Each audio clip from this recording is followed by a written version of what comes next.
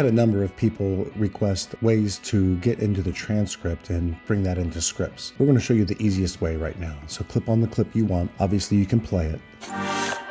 And over here to the right, you can find your transcript.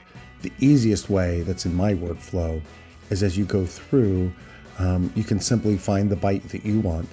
You can cue it up by clicking the time code and hit play. Here you have two options. And then hit these three vertical dots right here. Hit copy to clipboard. You'll see that it's changed violet, the color there, highlighting it. Go down to where you want your out cue to be and hit copy to clipboard.